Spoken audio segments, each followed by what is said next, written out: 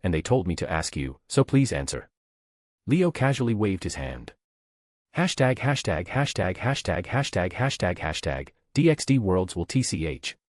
So, what exactly do you want to know? If it's a dumb thing, I swear to the source. I have two things, one of which is fairly straightforward and the other. I'm not sure what to call it. Leo paused for a moment to think. Hashtag hashtag hashtag hashtag hashtag hashtag hashtag DXD worlds will let me start with the easy one and see what I'm getting myself into. What exactly are the infected replicas? Leo didn't have to wait long after asking directly. Hashtag hashtag hashtag hashtag hashtag hashtag hashtag DXD worlds will oi. How did you find out about that? Did they begin to include those lucid dreams? Why hasn't anybody told me about this? Your generous senior, Toru, informed me of it, and he also said that you have a long history with them. As DXD's head hurt, Leo repeated what he heard. Hashtag hashtag hashtag hashtag hashtag hashtag hashtag DXD worlds will damn him. And when did I have a relationship with them? Certainly, my former self was really involved with them, but I didn't even touch them. What do you mean by former self? Leo raised an eyebrow at this intriguing word. Hashtag hashtag hashtag hashtag hashtag hashtag hashtag DXD worlds will the previous DXD worlds will before he got, well, you know, destroyed and I was born in his place. Forget it. Ignore this. I don't want to talk about it, tell me the other question.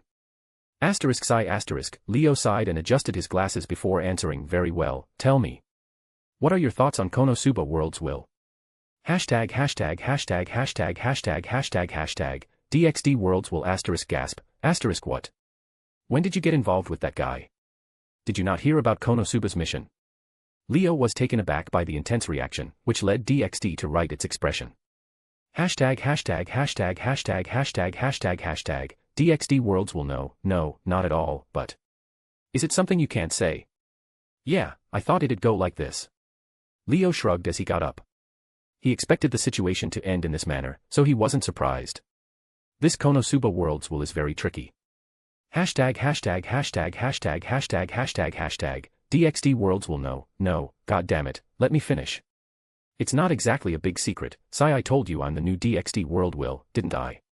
Yeah, you just did that. Leo confirmed those words even though he didn't see why he should. Hashtag hashtag hashtag hashtag hashtag hashtag hashtag DXD worlds will Konosuba is different. He is the only one. The one and only. Leo's eyes widened dramatically as he came to a conclusion.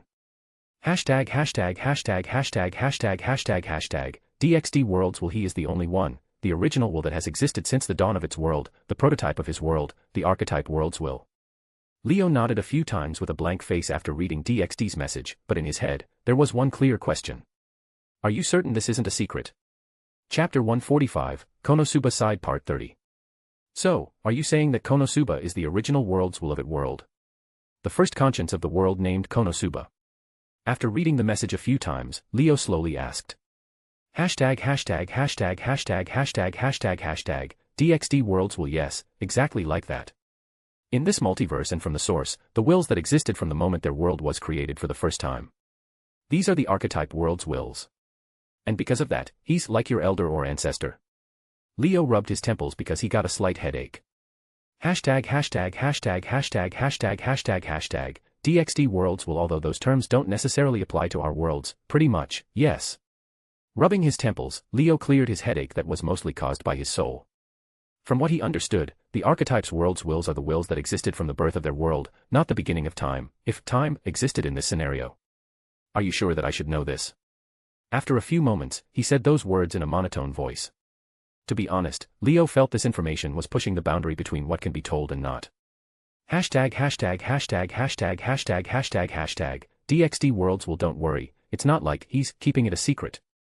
I see, not thinking much about it, Leo cleared his head and said, so, what is special about these archetype worlds wills? Except they survived until this day, of course. Hashtag hashtag hashtag hashtag hashtag hashtag hashtag DXD worlds will. Well, you see. I don't know exactly. Leo looked at the screen in silence. The look in his eyes was completely enough to make DXD embarrassed. Hashtag hashtag hashtag hashtag hashtag hashtag hashtag DXD worlds will those worlds wills are very rare, very, very rare. Leo continued staring in silence.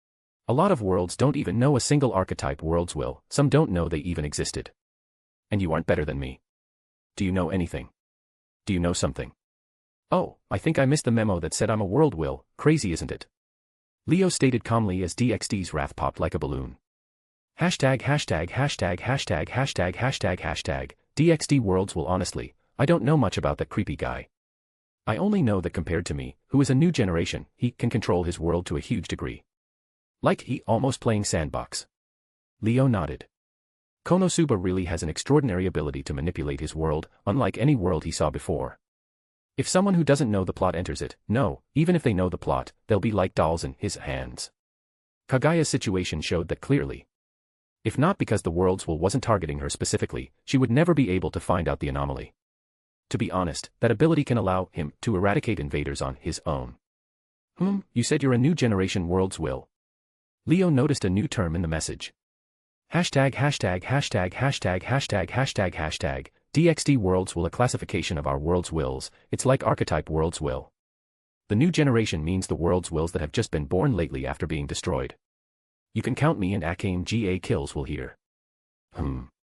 So, you're just a little kid, Leo nodded while fixing his glasses before he said innocently. He felt that it all made sense now. Why Root, Toru, and the current Konosuba are so difficult to deal with, yet this DXD is so easy. Hashtag. DXD worlds will, you're a kid. Your whole existence is childish. Don't put the dumb concept of growing up that mortals have on us worlds. We perceive time much differently. Sure, waving his hand casually, Leo nodded before he said, all of you can control the world to a certain extent, right? Hashtag.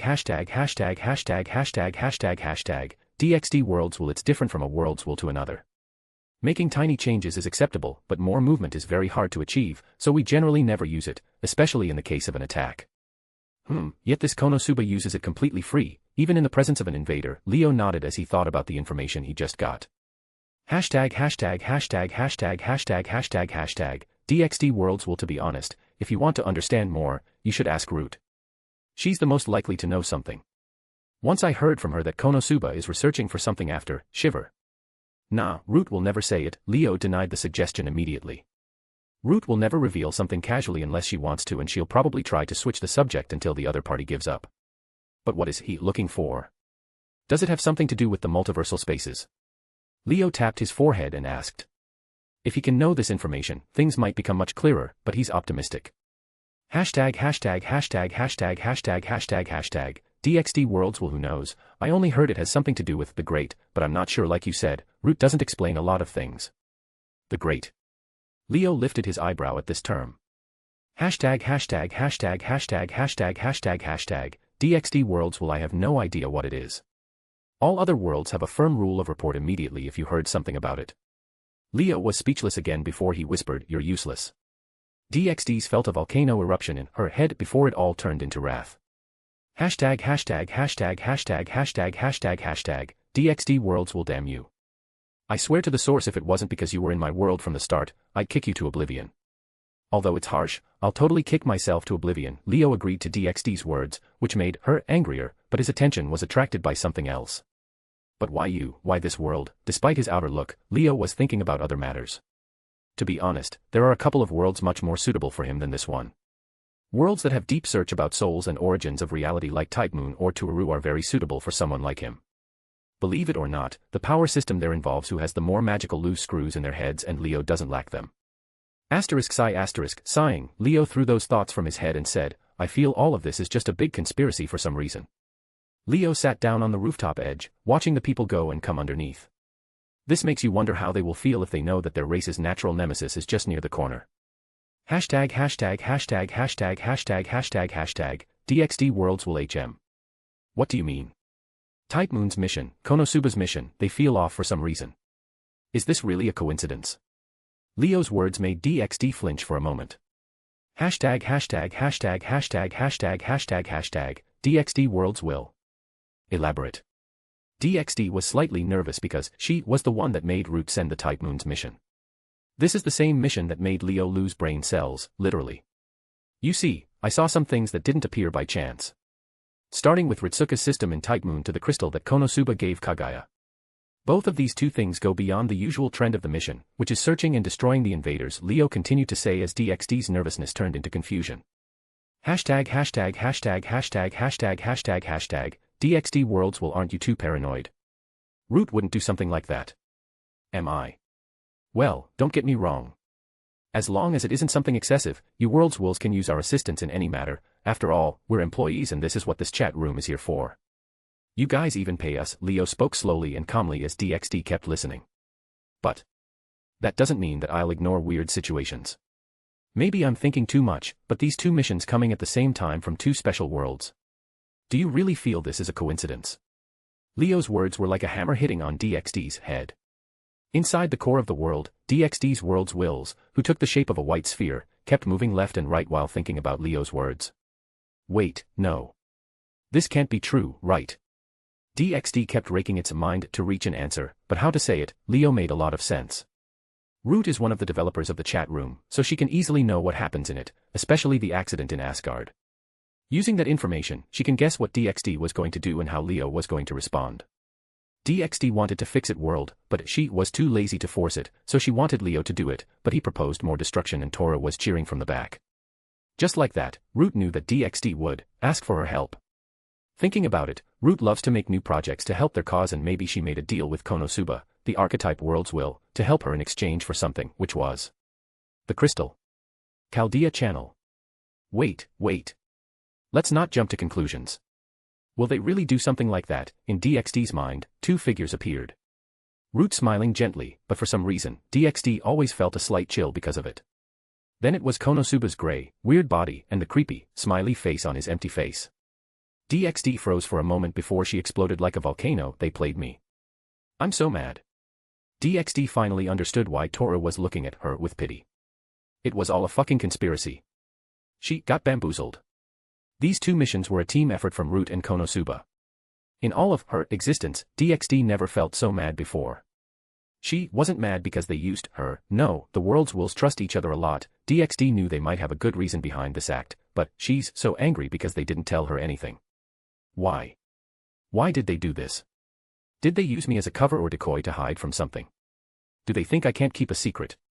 Oh, DXD's wrath deflated like a balloon before she stopped. Well, she can see that they have a point and also DXD can't do anything to them. Yo, you still there? Looking at DXD becoming silent, Leo waited for a minute before he got a replay. Hashtag hashtag hashtag hashtag hashtag hashtag hashtag DXD worlds will shut it. I'm angry. You're really a kid, with an unimpressed expression, Leo said calmly. Hashtag hashtag hashtag hashtag hashtag hashtag hashtag DXD worlds will shut it. You aren't better than me. Looking at the silent chat, Leo glanced at the people walking in the streets as a period of silence fell on the place. Thank you for telling me this. After a while, Leo whispered those words as DXD, who was busy thinking about the big conspiracy, was surprised. Hashtag hashtag hashtag hashtag hashtag hashtag hashtag DXD worlds will ha. Are you okay? You know what I mean. Leo didn't need to say more as DXD understood. At the end of this matter, DXD wasn't obligated to tell Leo anything about Konosuba or about archetype world's will. Hashtag hashtag hashtag hashtag hashtag hashtag hashtag DXD worlds will I could accept more sincere thanks, you know. Thank you very much, Leo said with a completely monotone voice, which made DXD sigh.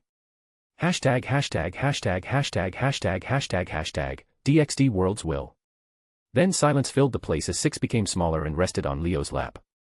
Leo started petting at dragons' heads while comforting. To be honest, Six is doing much better than him. At least, Six didn't proceed to launch Judgment Day from the 0.000001s when it heard about God's death, maybe because it's a human evil. Hashtag hashtag hashtag hashtag hashtag hashtag hashtag DXD worlds will hey, do you really want to build a technique to jump between worlds? Yes, Leo didn't look up to see the chat screen because his clairvoyance can see it. He didn't know it before, but it seems these worlds' wills can really open the chat and even make new tabs as much as they like.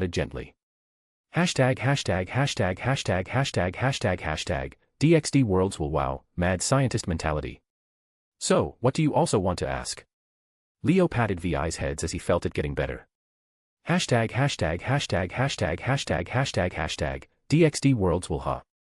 There's no other reason for you to remain here, no. Leo talked like stating the obvious. Hashtag hashtag hashtag hashtag hashtag hashtag hashtag DXD worlds will. You know, if you become less blunt, you'll become more popular. Sai, tell me, what do you think about those devils, and don't think that I don't know your plan. After thinking for a while in peace, DXD reached the answer to the reason why this guy is messing with its plot. It's because he wanted to experiment on Destiny. The so-called keeping the original trajectory while making the protagonist a female is a test to see how Destiny reacts and how to maneuver around it more effectively. This bastard has been planning this from the start, and even the other bastard, Toru, supported him. What can DXD say?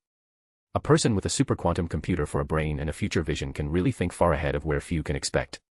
Them. I don't hate them, neither do I like them, to be honest. I don't care about their existence in general. Seriously, I don't know more than half of their names, Leo said calmly before he glanced at Ko Academy from here. Even so, I'm a little curious about what you did after I left. It was the weekend, so there weren't any students on the campus, but Leo didn't care as he closed his eyes for a moment. When he opened them, Leo glanced at the devils again, but this time, his vision became a little blurry before his eyes flashed with weird ethereal light. At this moment, everything about the world became different. Although he usually calls it clairvoyance, the correct and general term is psychic. A psychic is an abnormal ability gained as a result of comprehending a common sense, or a perception of reality not native to humans. The regular reality that humans perceive in their everyday life is very limited. They can only understand very few common aspects of reality because they only receive information by their five senses and mainly by the reflection of light. A psychic goes beyond those common channels and access to the truth about reality that normal humans can't imagine. Some might see the future, past, or even death like mystic eyes of death perception. Each of these are extra channels that are beyond the common channels.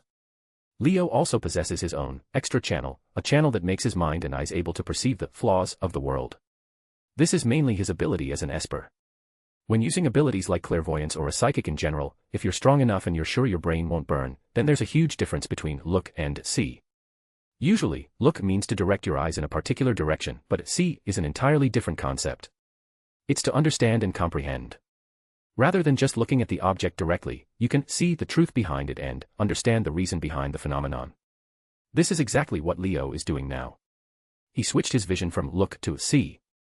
Now even if Leo's extra channel is mainly in the present, and regardless of the fact that he doesn't know half the names of those devils, just by this single glance, he can know their names, their thoughts, their goals, their dreams, their ambitions. Give him a few moments, and he'll understand them more than they'll ever understand themselves. However, he didn't bother with that information as he looked for something else, a general look at the situation that involved these devils. These devils have quite the background, to be honest, the sister of one of the four Satans, the daughter of one of the fallen angels leaders, etc. Just by using these connections and clairvoyance, he can achieve a general understanding of the situation. You actually did this, Leo lifted his eyebrow as his eyes returned to normal. Hashtag hashtag hashtag hashtag hashtag hashtag hashtag DXD worlds will I know, I'm awesome. DXD bragged without a shame, but when Leo thought she'll go like this for a few minutes, she suddenly went quiet before sending a simple message. Hashtag hashtag hashtag hashtag hashtag hashtag hashtag DXD worlds will. Were you really going to blast those devils across dimensions just to make me appear? Yes, Leo's answer was short and without hesitation in his tone. Hashtag hashtag hashtag hashtag hashtag hashtag hashtag DXD worlds will sigh. I should have guessed, you're genuinely a kind person. This time, it was Leo that was shocked by this message. Hashtag hashtag hashtag hashtag hashtag hashtag hashtag DXD worlds will. Let me ask, if Saji was here, would you do it? What do you Maya? Leo wanted to continue, but DXD's message made him halt. Hashtag hashtag hashtag hashtag hashtag hashtag hashtag DXD worlds. Well, you don't care about those devils, but the only reason you involve them now is that you wanted to meet me and get information. Even the destiny experiment is the same. And you know what that information is for. Leo became silent. Hashtag. DXD worlds. Well, I saw a lot of people who claim to be kind, but honestly, you, regardless if you succeed or not, and without considering that you have an injury in your soul, the first thing you plan is to make a technique to travel across the world, while any sane person would choose to heal themselves. Hashtag. DXD worlds. Well, although I'm not that familiar with Root and Torah worlds' power systems, I at least know that being an angel and a beast really affect the mind and thoughts and might even drive people, even deities, to lose control, but here you are. Hashtag. DXD worlds. Well, despite adding things like humanity, evil, and Tresedenkens angel, your essence, origin, and true will are still the same, like all the time I watched you. Hashtag. DXD worlds. Will, a very specific, with weird and mostly questionable ways, but still, a genuinely kind person, a kind fool. What are you? A world or a stalker? If you're saying this because you want to stop the plot wrecking, Leo's hand stopped on VI's head. Hashtag. DXD worlds. Will, am I? Maybe because this is the first and true time we're face to face, well, chat room, and I'm a world. Anyway, we'll argue about that thing after this is over. For now, hey, I suddenly have a grudge on Konosuba. If you kindly decide to mess with his world, I'll be grateful, and I can even provide some help as long as you erase that creepy, smiley face off his dumb face. Looking at DXD back to her childish behaviors, Leo didn't speak for a while before he said, I need the full footage of the time I transformed in Asgard, every detail. Hashtag. DXD worlds. Will, oh, right, you can't even glance at those things, heh. Well, here you go. Without a shocking scene, Leo got a notification in the chat room. Hashtag. DXD worlds. Will, and remember, no EXE. That's the price of the footage. Those are my memories, you know. Geez. What the hell do you want by messing with that reality now? With those few complaints, DXD left the private chat as Leo stayed sitting here in silence. ***, you bastard. Root, and now even you, I lost. A world's will is a world's will in the end, huh? After some time, Leo whispered those words softly. So, you're weak to sincere words, huh? From nowhere, Drake decided to speak as a vein almost popped on Leo's head. However, Venom, Black Barrel, Six, and Leo's other beasts nodded slowly. Shut it. You little. Leo wanted to have a long talk with these guys, but suddenly, the screen that DXD left flashed. Looking at the messages on the screen, Leo blinked. Advocate of gender equality, Leo. You traitor. I'm so jealous. No, wait, I mean, you betrayed us. NEET princess, gasped Saberface. Leo, you bastard. The chat room has exploded with spamming messages, again. Chapter 146, Konosuba Side Part 31. What the heck am I staring at? Kazuma's face was directly in front of the chat screen. He'd actually stick his face on the chat screen if it weren't for the fact that it's normally an untouchable thing. But you can't blame him because he saw a lady with bright blonde hair and green eyes next to the devil's helper, Novum, on the screen. Kazuma's mind raced through high-speed thoughts just by staring at the red outfit and that familiar, but cursed face, which made him come to a conclusion real quickly. Traitor. Losing brain cells, my ass. Kazuma regrets feeling sympathy for that asshole. The jerk betrayed them and received a saber face from Type Moon. Is this the reason he lost his brain cells? Where can I sell my brain cells in exchange for a saber? Where? No, hold on a second. Kazuma paused for a split second before recalling something. The old hag's predictions were right, Kazuma exclaimed as his mind blew off. Mom, that big brother over there is strange, a boy on the other side of the street exclaimed, pointing to Kazuma. Let's go, sweetie, and try never to speak to people like him. The mother took her child away, when Kazuma felt those words strike him like an arrow in the knee. Oh my goodness, I was right. Kagaya, on the other hand, stared at the screen calmly before smiling. It seems that I am the one with clairvoyance. Kagaya waved her hair before saying, this princess's greatness is certainly something to behold. Clairvoyance. Omniscient. Grandcasters. Angels. Kagaya now claims that the Moon Princess intelligence is superior to any of these imposters. What is this? Nero, who spotted an orange slime displaying different faces, walked over and bent to see the screen clearly. Nero focused on the screen closely and thought carefully, especially the comment section. I feel I saw this before, Suddenly, Nero's eyes sparkled before she exclaimed, "Is this one of those, what were they called, live streams, isn't it?" "It is." "Bree, who are you?" "Advocate of gender equality." "No. NEET princess, hold on a second. UMU. Rejoice and feel overjoyed. Nero confidently stood up before placing her hand on her chest and saying, "For you will be the first witness to my first stream." Without any delay or waiting, Nero waved her hand and said, "Currently by the performance of I, Nero Claudius Caesar Augustus Germanicus. You may all be mesmerized." Kazuma and Kagaya froze for a second, looking at the exaggerated gestures and feeling the big ego and self-affirmation right from the screen, before taking a deep breath. Advocate of gender equality, whelp, points the gun to the forehead. NEET princess, is this the 4 or 5-star one? Rip our ears. Bree, I guess I need more context on this, and why does she have the same name as the Roman emperor, who was a man, right? NEET princess, welcome to the only good kind of history, gender-bent history. Advocate of gender equality, facts. Bree, Well, so how come she can see the chat room? NEET princess, Mikoto, you really don't get the situation. Bree, no, please, enlighten me, wait, don't. NEET princess, Leo pulled a 4 and a possible 5 stars in Gacha of the Abyss. Bree, straight face. NEET princess, fine. Leo brought a girl from another world to his own. A beautiful Roman emperor. Bree, wait, what? Advocate of gender equality, anyway, where is the asshole hiding, huh? Come and face me like a man. I'm an angel though, like appearing from completely nowhere. Leo walked from behind Nero slowly. Advocate of gender equality, where did you appear from? I was here, but not here, so I took a step forward, and I'm here now. Leo held Novum in his hands before he said the contradictory explanation. Advocate of gender equality, seriously? Are you going to do that to me? An explanation that leads nowhere. Yup, Leo said, nodding. Advocate of gender equality. Bree, sigh, who exactly is this Nero? Oh, this is Nero, Rome's 5th emperor.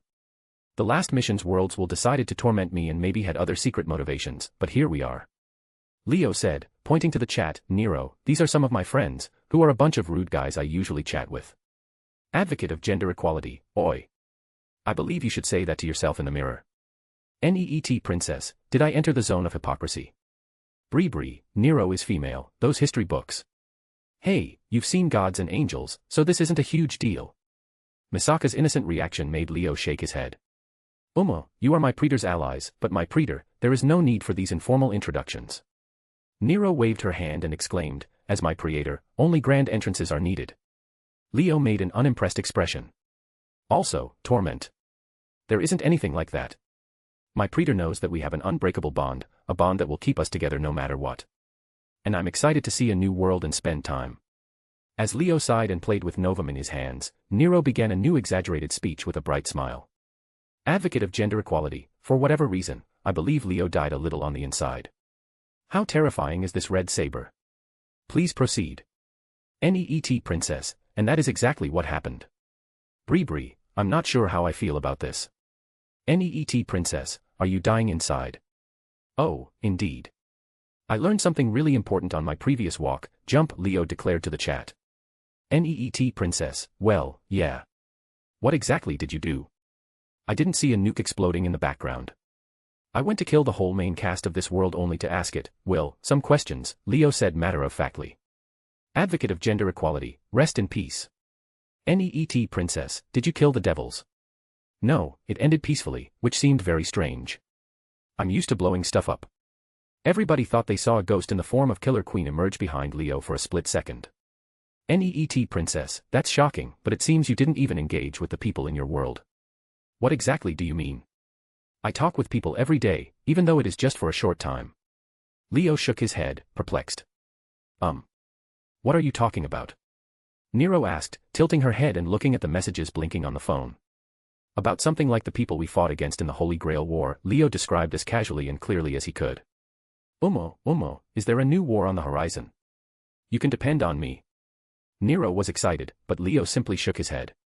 NEET princess, you know what I mean, and Ritsuka hasn't logged in a while. Bree, is she all right? Advocate of gender equality, we can't know for now, but what exactly are these people from Leo's world? NEET princess, some pictures about DXD. Advocate of gender equality, I think we need to talk about this more in depth. Well, no, I don't care for them, save for one person, they can all live or die for all I care. With a shake of his head, Leo said, while I may like to try an experiment, I'm not free at all right now. Neet princess, wow, I see. What did you discover after blackmailing your world's will? Not a lot, after all, my world's will is useless. With a blank expression, Leo said. Advocate of gender equality, how much? She failed the explanation NPC role with only those words. Kazuma closed his eyes in pain. Advocate of gender equality, that's tough, buddy. I know, but do you want me to say it here? Now. In this location. While shrugging, Leo's face became slightly serious. Neet princess, I see, we'll discuss it later. Bree, what exactly do you mean? Is it something important? Oh. Neet princess, sure, let's chat later, we still have a lot to do. Advocate of gender equality, indeed, I still have pigeons to kill. And you jerk, this isn't over. My praetor, you have interesting allies. Nero grinned positively, as she normally did. Leo had no idea how she could see this chat room, to be honest, he didn't know the clear pattern and rules of this chat room appearance. Maybe because she came from it. Yeah, maybe. Leo waved his hand casually before he said, I'm going to study something. If you want to keep singing, you can do whatever you want, why am I asking this? Leo shook his head, but he blinked when he saw Nero smiling at him like she became happy suddenly. I just heard of a fantastic idea during this time. My God as an omnipotent genius tells me it would work well, so I'm going to do it. Nero proclaimed, raising her hand. Oh, I see, and... Leo gave a nod. No. This is a pleasant surprise. Just wait before my brilliance fully astounds you. Nero said as she walked away to carry out her plan. Don't you want something? This is a modern human society, you know, Leo asked casually, not expecting Nero to change her mind, but Nero unexpectedly turned and grinned, I'm overjoyed that my praetor is concerned about me, but I'm the Olympian flower, so prepare to be mesmerized. With those sentences, Leo watched Nero take swift steps away. Leo didn't want to analyze their whole existence with his brain and eyes because he respected the privacy of those around him, so he didn't know precisely what Nero meant, even though he had a general understanding. However, his expression did not alter much because he is well aware of one crucial fact, this isn't going to end well. Isn't it?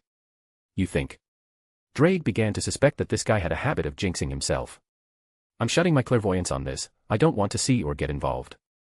Leo's glasses shone with fine lines, like circuits, before returning to normal. Anyway, I'm still really busy. Leo reduced the size of the chat screen and triggered the following function once more. Twitching his hand, a milky white tiny glass marble appeared on his palm in an instant. It shone like a galaxy packed with the light on the inside, which was mainly made up of special effects. But, given what it was, Leo didn't think it was weird to have this appearance, after all, this was the memory of a world's will. Chapter 147, Konosuba Side Part 32. Here, there, and here. Faint sounds were echoing inside an empty room in the mansion. Because the mansion is big and has a lot of rooms, so even if 9 people are living here, a lot of rooms are still empty and unused. But today, in one of the rooms at the end of the hallway, an atmosphere that seemed to come from a horror movie was radiating. The room from the inside was tidy and considerably clean from dust while the window curtains were closed, which made it slightly gloomy and the only light source was some candles around. However, the strange thing is that all the furniture has disappeared and left an open space in the middle. In the middle of the room, something similar to a magic circle, yet it was different from the usual Western style of magic. It was more of the style of Japanese Onmyodu, the way of yin and yang. At the center of the ritual, a broken arrow was fixed on the ground by a yellow talisman. Kaguya was holding multiple talismans and putting them around the circle. Each talisman varied in writing and words, but they only had 4 forms of colors, which are blue, red, black, white. Putting them in the 4 directions, north, south, east, and west around the arrow, Kaguya took a step back and observed her work. Onmyodu is a Japanese tradition of divination and enchantment. Like Japanese spirituality in general, it is highly syncretistic, combining knowledge and rituals from Taoist alchemy, feng shui, Buddhist sutras, Shinto kami worship, and other sources. Now, slowly injecting the spiritual power. Putting her hands together in the first form of Kujin, 9-hand seal, Kaguya began to inject the ritual with her spiritual power. Step by step, the spiritual power attached itself to the ritual via the talismans. The power flowed through the circle, lightening all the talismans with their respective colors before it reached the arrow. Last step. Controlling her power with anticipation, Kaguya focused closely on the arrow before she launched the ritual as the whole place shone. However, before Kaguya even thought that she succeeded, the spiritual power went berserk. The whole energy inside the ritual swelled like a balloon before the talismans began to burn with sparks and electric arcs. Kaguya waved her hand instantly before she and the ritual vanished from this place. Then in the next instant, she appeared alone holding the broken arrow in her hand. Boom. A faint noise was heard from far away in the forest outside Axel as some smoke rose to the sky. Kaguya landed slowly on the ground as she looked at the slightly blackened floor before she took a deep breath and... Why? Holding her head in pain as she rolled on the ground, Kaguya lost all the temperament of a princess and the most beautiful woman in an instant. With its complex history and myriad influences, Enkodu is a spiritual path that tries to find a personal balance with the world. It has a lot of uses from alchemy, exorcism to divination, which Kaguya is trying to use now. Divination is the process of acquiring insight into questions or situations such as the foretelling of future events or remote and unseen circumstances, through the use of means like magic or occult. Kaguya wanted to use this method to get information about the location or at least the identity of the arrow user, but the ritual directly gave her the classic ending of explosion in the face scenario. I did everything correctly and yet, ugh. Kaguya stopped as she wanted to smash the arrow in her hands. Well, Kaguya has to admit that her skills and knowledge in Enkodu aren't that great. After all, she only used them for convenience and nothing important. Despite that, Kaguya is still the princess of the moon. What basic for her is already advanced for the humans on Myoji. She called her skills basic because she saw what iron can do. To be honest, if it was iron, Kaguya is sure that she'll wipe the ground clean with anyone who called himself/herself an Onmyoji and send them to cry in the toilet, after she makes them eat some weird, gender-bending medicine for annoying her. If it was iron, I'm sure she'll directly use divination to find those players easily. But to think this sort of practice can be used in this world, Kaguya looked at the ceiling and sighed. Usually, she wouldn't think of using her basic skills in Enkodu in divination, but what to say, this mission and worlds will already made Kaguya so angry. Also, she remembered it after Leo talked about his spells and rituals. Despite that, there was another reason why Kaguya didn't attempt to use it. Enkodu divination relies a lot on the balance with the world and connection with its laws and nature. This includes philosophy and astrology for example, but here is Konosuba, a different world with different astrology and myth. Such a world can really render a lot of balance and laws-related abilities useless, for example, Tora's idol theory that is based on religions, belief systems, mythologies, or even folklore and fairy tales, which is why Kaguya wasn't optimistic about Leo's ritual. However, her ritual now activated a little, well, even if it almost exploded in her face the next second, but it really activated. It seems there is a lot to learn about the power systems between worlds, even if Kaguya still complains that World's Wills won't just send a simple explanation document. Sighing again, Kaguya floated in the air slowly. To be frank, she also has to admit that she never bothered to learn other conventional techniques, except for the classic card bullets of Jinsokyo. After all, for the princess, her ability and immortality were always enough and iron always helped her, even in the middle of the chase by the Lunarian. Maybe if I tried more carefully I can make it work. I should ask Iron to teach me some tricks when I go back. Fufufu, I wonder how the look on her face would be. Kaguya smirked just from imagining Iron's cold face collapsing into shock. No, wait. Even with my level, the ritual shouldn't explode in my face for no reason. Kaguya lifted her eyebrow for a moment before her expression changed. In Toho, magical arts has 6 important components: ability, temperament, substance, space, time, and lastly fortune, which is the most important. Does that mean she was so unlucky that her ritual decided to suicide bomb on her? Kaguya started to doubt life at this moment. Ding. However, her questions about if this was some sort of a sick joke didn't last for long before the chat screen flashed. Kaguya remembered that she kept it on because of the continued Leo's live stream, but now she got a message notification. Gudako, Chaldea's admin. I almost died.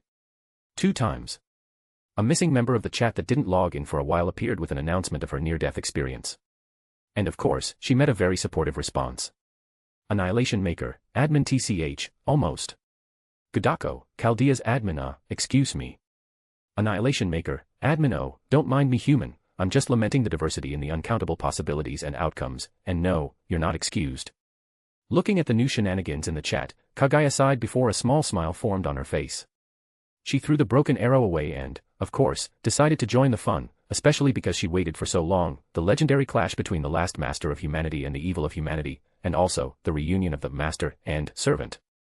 Gudako, Chaldea's admin. The possibility of what? Annihilation Maker, admin. You can guess it yourself. Neet Princess, oh, isn't it Ritsuka? Long time no see, it seems you had an interesting time offline. Gudako, Chaldea's admin. Well, if you can consider near-death situation interesting then yeah, very interesting. Annihilation Maker, admin. Sounds like the usual. Neet Princess, believe me, that's better than what we have here. Gudako, Chaldea's admin. I didn't see you here before. Are you a member of this chat? Annihilation Maker, admin as far as I know, yes. Gudako, Chaldea's admin cough. This is awkward. You're also an admin. Sorry, I just joined so I'm not familiar with the chat room members yet. Hello, I'm Ritsuka. Annihilation Maker, admin. I see. Gudako, Chaldea's admin. NEET Princess, is this a way to talk with your master? SMH.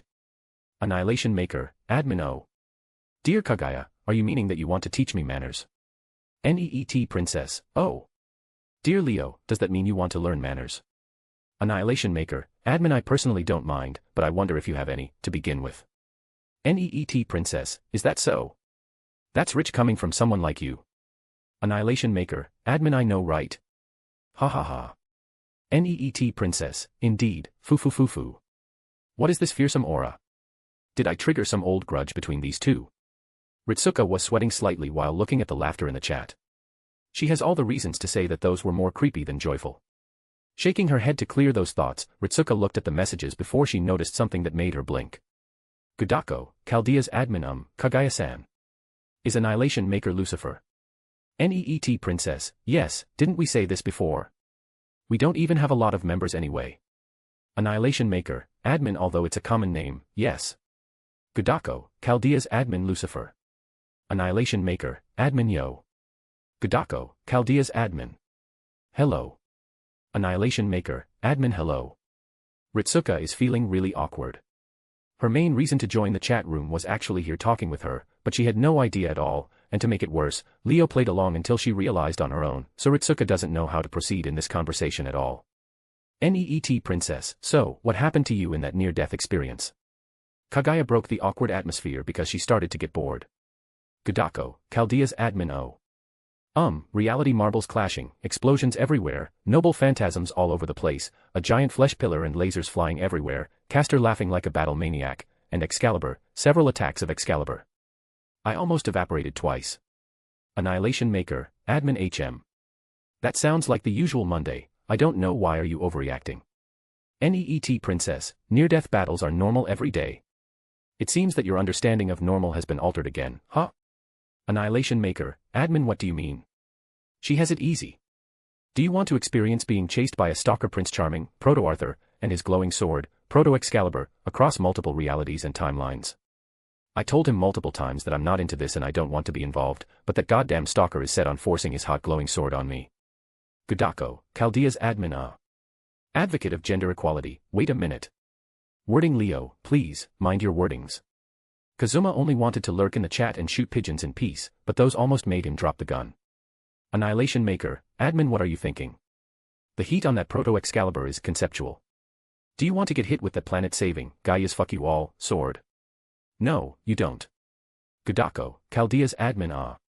You meant a noble phantasm. Annihilation Maker, admin. Indeed, but what were you thinking about, human? Your mind seems to be wandering into some questionable places. Gudako, Chaldea's admin. No, you got it wrong. Ritsuka was blushing because she really thought of some things. She proceeded to cover her face immediately despite making Mash feel weird. Advocate of gender equality, yo, does that mean you met Monica? Annihilation Maker, admin. Kinda, but fuck her and her simping target. Seriously, we beasts have it tough. Not only that simp, Monica, is after me, even her simping target, Arthur, is chasing me. Why? Why don't they go and kill each other far away from me? Advocate of gender equality, suck to be you.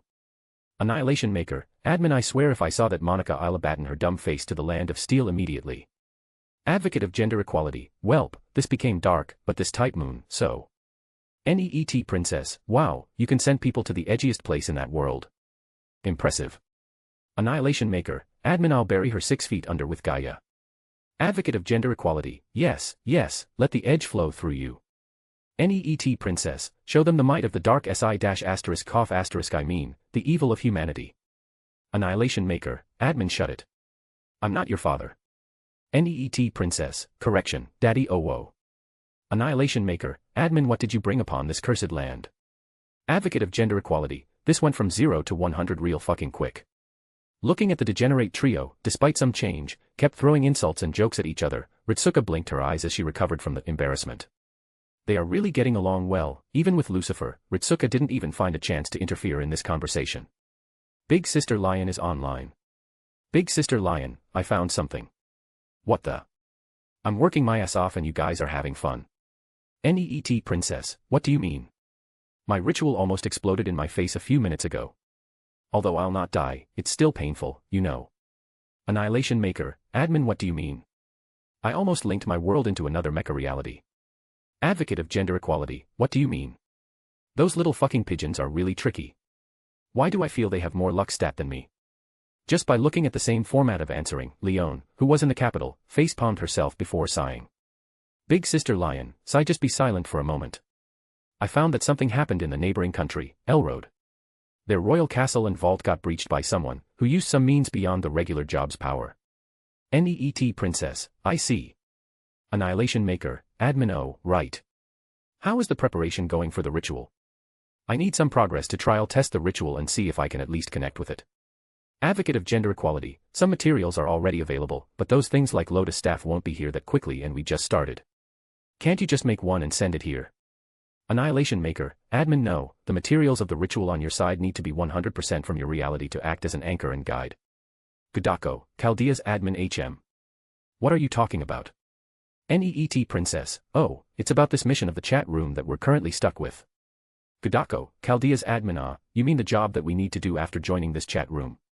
Remove the external threats from the worlds, right?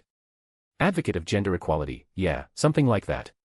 Annihilation Maker, admin, exactly, this is our mafia's job in this chat, or if you want, you can also count this chat as a church, there's not much difference. Gudako, Chaldea's admin, ah, but the church isn't mafia. Annihilation Maker, admin, ha ha ha ha ha. I can't. This is the funniest thing I heard all day, ha ha ha ha. Human, you might want to pay a visit to the church in your world, just take a peek and rejoice. Gudako, Chaldea's admin. I think I'll pass. Annihilation Maker, admin, you're no fun. Gudako, Chaldea's admin, the last time you took us to the church, the whole Fuyuki almost got erased from the map. NEET Princess, although I would like to hear that story, I'm going to focus on my ritual and this mission, so bye. Advocate of gender equality, pigeons to kill, no time to waste. What is this guy's problem with pigeons? Ritsuka thought that servants and heroic spirits were the weirdest, but now, she has to take that statement back. Gudako, Chaldea's admin, did they all leave? Annihilation Maker, admin, most likely still lurking, like usual. Gudako, Chaldea's admin, I see. Then, a period of silence hit the chat room because no one spoke for a while and Ritsuka didn't know what to say at all. Gudako, Chaldea's admin, Annihilation Maker, admin, do you have something to say, human? Gudako, Chaldea's admin, I. Annihilation Maker, admin, I see, there's nothing to talk about, and even if there is, I believe that even yourself realize that it isn't that important. Ritsuka was tongue-tied immediately by those words. She really had a lot of say, but when thinking about it, nothing could come out exactly as he said. Gudako, Chaldea's admin. The chat room went silent again before Ritsuka was startled because she's not used to the flashing holographic screen right in front of her face. Annihilation Maker, admin, I see you're still struggling, human. Gudako, Chaldea's admin, ah. Well, what I can say, near-death situations and being at a complete disadvantage isn't helping that much, ah. Annihilation Maker, admin, will you continue? Gudako, Chaldea's admin, eh. Annihilation Maker, admin, aren't you tired of struggling? Don't you want to give up? Gudako, Chaldea's admin. Ritsuka was taken by surprise because of the sudden question, but without even notice, her fist was already tightly clenched. Annihilation Maker, admin, will you? Gudako, Chaldea's admin. Yes, I'm tired, but I won't stop. Annihilation Maker, admin, don't you feel this should be carried by someone else? You're just a single human. The burden of saving humanity, the whole human order, this burden on your shoulders might even surpass mine. Gudako, Chaldea's admin, sighed, to be honest, I really asked myself that question a lot of times. Why it has to be me that goes through all of this to save humanity, but I won't stop. Annihilation Maker, admin, despite that, you wish to continue to struggle. Gudako, Chaldea's admin, yes. I know this isn't just about myself, yet. I also want to do it for myself. Annihilation Maker, admin. Looking at the chat screen, Leo closed his eyes for a moment. Drake inside the green orb was unusually quiet. For some reason, when he sees Leo like this, he gets the feeling that even he, the Red Dragon Emperor, that lived for so long, is like a child facing a wise being that experienced the world more than he'll ever do. It's such a weird feeling. Annihilation Maker, admin very well, continue to struggle, Master of Chaldea. Let's see how far you can take these ideals of yours, will you reach it or not? Gudako, Chaldea's admin just watch. Also, why do you ask me sudden questions every time we meet? Annihilation Maker, admin Dano, ask yourself. Gudako, Chaldea's admin that's not an answer. Annihilation Maker, admin shrugging. Gudako, Chaldea's admin. Ritsuka sighed at this reaction, but she should have expected it. However, gazing at the messages on the screen, she had the same feeling as earlier, like she had a lot of say, but in the end, nothing will come out. This didn't stop until a new notification arrived. Annihilation Maker, admin you might have thousands of words to say, but you'll not be able to say them. After all, no matter how many words increase, their meaning will stay the same, and even then, they might not mean anything. So, do you have something to say? Ritsuka closed her eyes and took a deep breath before she loosened her clenched fist. Gudako, Chaldea's admin indeed, nice to meet you again, Lucifer. Annihilation Maker, admin although I'm still feeling complicated about this, hello, I guess. A small smile appeared on Ritsuka's face, but before she said anything else, two ancient lurkers appeared from the Shadow Realm. NEET Princess, degree. Advocate of Gender Equality, degree. Annihilation Maker, admin what? NEET Princess, nothing, I'm just admiring the touching moment between a human and a beast. Advocate of Gender Equality, bruh, only now I believe that you're a beast. This was so Tight Moon style that I felt I'm reading a fate novel. But at least, you finally decided to embrace the edge. Annihilation Maker, admin I'll remember this the next time we meet. Advocate of Gender Equality. Annihilation Maker, admin anyway, I'm leaving to do something. Don't waste time and start to prepare that ritual. NEET Princess, are you preparing from your side? Annihilation Maker, admin no, I'm taking the groceries that my mother wanted back home, then I'm going to bother with the ritual. Advocate of Gender Equality. NEET Princess. Gudako, Chaldea's admin what? Annihilation Maker, admin oh, right. If any of you comment something about this, next time I meet you, I'll murder you. Advocate of Gender Equality, I didn't see shit. Gudako, Chaldea's admin Ritsuka's mind almost stopped functioning. Who is this mother? She can even make a beast, the ultimate threat to humanity, buy groceries. Is she some ancient god of chaos or something? Big Sister Lion, did you finally finish? Ignoring the confused Ritsuka, everyone finally remembered the forgotten Leon, who was waiting for this conversation to be done for a long time. Sometimes, she wants to ask if these guys even care about this mission. Chapter 148, Konosuba Side Part 33. Ritsuka sighed when she saw the conversation go silent after getting an open death threat. Senior, what are you doing? Ritsuka turned around to find everyone staring at her strangely when she heard a voice behind her. Did you get hit on the head, little girl? Perhaps your mind was affected by the heavy concentration of mana. As he looked at his temporary master, Tsuchulin smiled. Calm down, Fujimaru Ritsuka. Regardless of the case, behave like a proper master, Olga said as she went to check the communication device again. I'm fine, Mash. I'm just checking on something, Ritsuka said, shaking her head and waving her hand. Senior. Mash frowned slightly, but she opted not to press the issue further. Looking at Ritsuka, she could guess it's about the holographic screen that neither Chaldea nor Caster, CU, can sense up close. Mash tried to ask Archer, but all she got was a shake of the head, showing that he, too, doesn't know anything about it. Maybe only her senior had an idea, but given the circumstances, she decided to wait until the situation stabilized or Ritsuka agreed to explain. The scent of the counterforce became stronger and more stable. Archer maintained a poker face, but he was frowning as he examined the holographic panel. Even though he has already guessed, no, he should tell that anything like this has at least a 120% chance of being involved with the counterforce. Whether it's summoning him directly from the Throne of Heroes to the Scent of World on this holographic panel, Archer knows it's the work of the counterforce, or at the very least, they had a part in it. As Archer examines the screen, he detects traces of Alea and Gaia, but he is unable to determine the reason or motivation for this because it is not his area of expertise. Using his status as a counter-guardian, he can only detect it to a certain extent. Counter-guardians are simply soldiers whose primary mission is to find, search, and destroy any threats to mankind. Then, like all servants and phantasms from the past or future, they vanish into thin air as if they never existed. EMIYA realized this a long time ago and stopped questioning counterforce's will, but now he may finally have some questions. The heroic throne is one of the counterforce's most valuable tools and devices, if not the most important. For the time being, it seems to be the safety mechanism and main means of combating threats to the planet. Even then, humans have previously gained access to the throne by magecraft, such as the Holy Grail ritual, but it is barely scratching the surface to cause Alea and Gaia to act. Fujimaru Ritsuka is an entirely different story. Emiya thought there was no resistance from the counter-force based on how she summoned him and the she called. It's as if they gave Ritsuka the heroic Throne City key, and they may also have helped a little. The same goes for the Shielder, but Master's screen is strangely empty and clean, or maybe I just can't see it. Archer leaned his back on the wall and looked at the burning Fuyuki from the window. A war with beasts, now this. Just what are they trying to do? Most of this period was just an intense fight for Chaldea's bunch. The moment Cu broke his barrier, the horns of war directly blew over the singularity and everyone decided to strike. It was a period that made Ritsuka doubt life a couple of times and Olga almost threw up. Well, I guess this is the nature of the Holy Grail War, no matter what time and situation. The fight between Emiya and Emiya, Shadow, which had a rare clash between reality marbles, even if Emiya, Shadow, output was very minimal to count. King Arthur, who was cursed by the Holy Grail according to Emiya, was in simple words, a monster in humanoid form. The terrifying amount of magical energy supplies and magic reactor shocked Romani greatly. She literally used mana burst in a similar manner to jet propulsion and sent beams of magical energy in almost every attack. Even all her actions were strengthened by the excessive magical energy, allowing her to crush almost anything in her path. Moreover, the strongest holy sword that was blackened still gives Ritsuka chills because she almost evaporated twice by it. Just the oppression and dense magical energy that make it difficult to breathe is enough evidence of King Arthur's strength. Well, although it wasn't strong enough like Solomon and Leo clash that crushes the body, soul, and probably the laws of thaumaturgy, it is still shocking to face it head-on, unlike their battle that happened far away in the sky.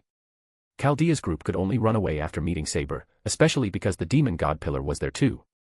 Who could have thought that Emiya, Shadow, was leading them to Saber? Well, everyone, except Olga and Mash.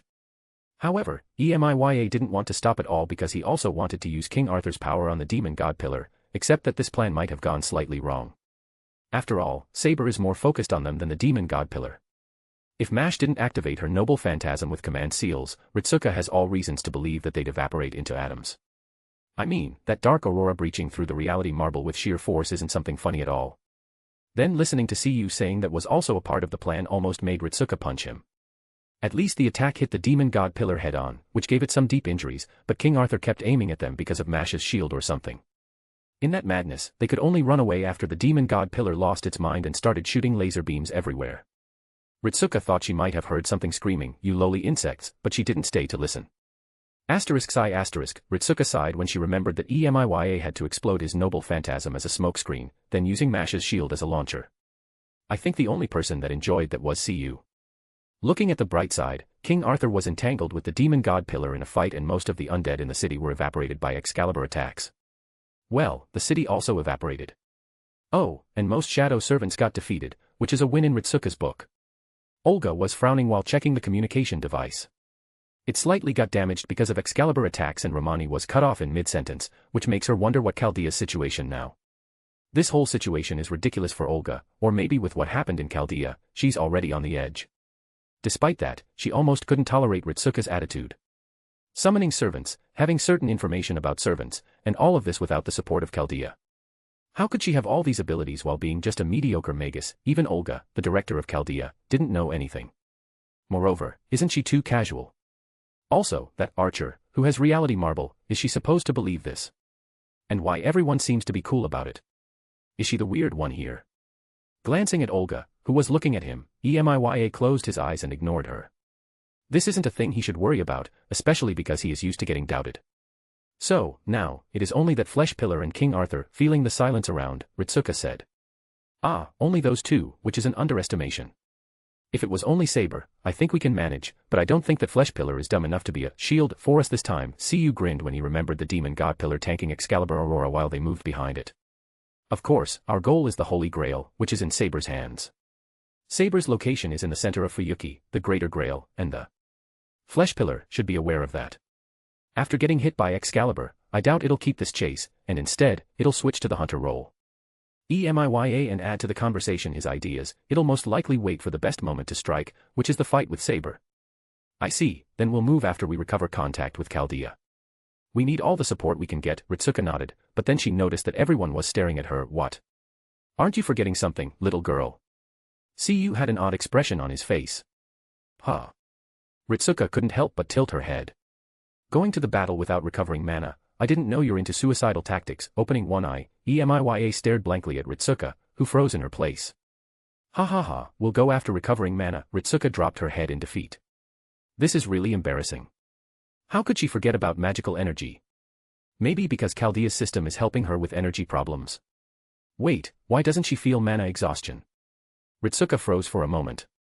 Clearly, several servants released their noble phantasm, even with the support of command seals. It is impossible that she is completely okay. Is it because of this? Looking at the so-called Chaldea system, Ritsuka entered deep thoughts. Even if it was because of this system, then, what is the price? Senior. Mash showed a concerned look while holding foe. Olga seemed to be about to start a new lecture, but strangely she stopped and sighed. You said the master with the 6 wings command seals, but is this what you meant, father? Returning back to the communication device, she started getting a signal, but her head was thinking about other stuff. Meanwhile, in Konosuba's world, a boy gathered all his strength to go against fate. Holding his weapon in hand and keeping his eyes peeled at the goal, the boy aimed. At this moment, the icy bolt shot in the clear blue horizon. Passing all obstacles, the icy shadow pierced through its goal without stopping, leaving an icy rose in the air. The boy closed his eyes and didn't look at the result like destiny was fulfilled. He was sure about his success. Lowering his weapon, the boy felt the light breeze before he glanced at his goal, a dead pigeon in the ground, so he screamed, "Yeahhhhhh. Die, you little shit, die." Ha ha ha ha. Laughing for his victory, Kazuma nodded proudly at himself for killing these pigeons. Although everything else was a product of his imagination, Kazuma finally killed those damn pigeons. Man, why was this so hard? Did my luck become negative when I attacked them? Kazuma stretched his hands. I told you to just let me do it. Misaka stared blankly at Kazuma, who unlocked the achievement of the pigeon's enemy. And what? You'll properly use a lot of power because of your mood swings. Kazuma shook his head calmly, but he stopped when he saw electric arcs around Misaka. What did you say? Do you think I'll turn them to charcoal? I can easily control my power or else you'll already be lying on the ground. Misaka said while clenching her fist. I didn't say that, you said it. With a serious face, Kazuma gave a thumbs up. Do you want to go? Raising her fist, Misaka took one step forward before she saw Kazuma stare at her with the most serious expression in his life before he said. No. Ha. Misaka blinked before Kazuma sighed and said, there's no way I'm getting into this battle. Do you think I'm an idiot or an M? Listen. If you ever attack me then remember that you'll be bullying the weak and poor me that has tons of debts on his shoulders. Kazuma dramatically pointed at Misaka as time seemed to have stopped. The breeze blew slightly as it made their clothes and hairs move a little before Misaka caught Kazuma's pointing finger and sent an electric shock. Looking at Kazuma falling into the ground with his frozen serious face like a plank, Misaka left with a speechless face. Kazuma was on the ground, slightly paralyzed from the electric shock while looking at the pigeon next to him. What a sad day. Indeed, it's a sad day. Hearing the sound from the void, Kazuma moved his eyes to see the chat screen activated again and Leo was reading a thick book while walking in the street. Advocate of gender equality, shut it. Glaring at the screen, Kazuma used his mind to type his thoughts into the messages. HM. Did you awaken a sudden love to the ground and dirt? Leo said as he flipped more pages while frowning like he's reading something weird. Advocate of gender equality, you bastard. HM, why I can't see, hold on, is that book censored? Why the hell is the book censored? Are you watching porn? Sure, this is just a safety measure of the chat. It's kinda interesting seeing this chat taking into consideration all these harmful factors and disabling them. Leo tilted his head while looking at the book, which made Kazuma interested, but apparently, it's one of those complex brain-consuming stuff, so he'll pass. Advocate of gender equality, anyway, what are you doing? Just coming to laugh at my misery. Nah, I just finished my task and I'm free to mess with the world-ending stuff now. Leo flipped another page before he glanced at the chat like he could see Kazuma directly. Advocate of gender equality, after calling the new member a human, you're listening to humans, what a beast. Humans are humans, but this is called respect, which I have for certain people. Leo shrugged while returning to reading the book of the law. Advocate of gender equality, wait, if you're calling Gudako a human, then what about me? I'm a pure human. Are you? No, that's wrong. Leo tapped his forehead before he said, it's mostly about that world, but, do you want me to treat you as a human? Advocate of gender equality. No, thank you. I prefer to stay a candidate for giving up humanity. No joke. That was so scary. That game lied to me. Beasts are fucking horrifying. Kazuma can swear that those words contained some kind of icy chill that went straight to his instincts of survival and probably his soul. Okay, I'll never try to mess with Type Moon stuff ever again. It isn't worth it. Very well, then, Leo nodded and returned to read some complicated stuff while Kazuma breathed a sigh of relief. Advocate of gender equality, anyway, is this stuff really enough to jump from a world to another? Absolutely not. This barely counts as a test. I need more data, which can only be gained via trial and error in this situation, so we need more material properly, get more pigeons. Leo gave a thumb up when he said that. Advocate of gender equality, man, why pigeons? That hellspawn of creatures made my luck negative. Can't I do something else? Something else. Putting his hand on his chin, Leo thought for a moment before he said, you could help me add and balance meanings for the spell. I kinda wanted to use more traveling meanings and focus on it, but this will get in the way of dream and vision meaning a little. Advocate of gender equality, Oh, do you think we can add a major idol for the spell? Perhaps. How much do you think about the possibility of using the world's wills as an idol? Or is it just me going for another suicidal attempt? Leo seemed seriously asking while pushing his glasses and said, sorry, that was a strange thing to ask. Advocate of gender equality, sorry, please, spare me. I didn't say anything deep though. Leo shook his head. Advocate of gender equality. Oh, and Kazuma, don't look at what other people are doing and focus more on your own. And why did I say this? Dunno, probably because I'm bored. See ya, I'm going to read a certain heretic works. Leo waved with his hand before the screen turned orange and sound vanished. What the hell, how did he know I'm going to ask that without his future eyes? I call hacks. Kazuma blinked his eyes before he looked at the dead pigeon next to him. This is really a sad day. At this rate, the day passed slowly until the sun went down and the night fell on Axel. Kazuma has already recovered his mobility, which made him cherish it more, and also thinking about some lightning-resistant stuff, but that's for another time. Anyway, he brought the poor pigeons to be used by these mad magicians, but well, he doesn't really care. He just wants to know where Whitebeard vanished. How could they lose a 6 meters tall giant? Just how? Kazuma feels like something bad will fall on his head tomorrow, he just knows it. Well, he'll think about it tomorrow. This was a long and awful day by all means. Kaguya should be still trying her ritual, but he thinks she teleported to the capital to meet Leon about something. Aqua got drunk and dragged by darkness to her room, and Megumin already lost her one-day nuke, so Kazuma felt a strange sense of peace at this moment. Looking at chat, he saw the demon stream screen has a new thing, which is a larger banner that said, please wait. It must be the demon's subordinate, Novum, work. Does it think he'll fall for the same trick again? Ha. Think again. Ritsuka also went silent, properly thinking about humanity, salvation, and stuff. These things are basically everyday routine in Type Moon. Kazuma wouldn't be surprised to see her and Leo arguing about philosophy in the future with chunny phrases. Welp, the whole human history is edgy and chunny. Kazuma doesn't understand why their generation has the right to say anything about it. Maybe we're all hypocrites. Enough with this.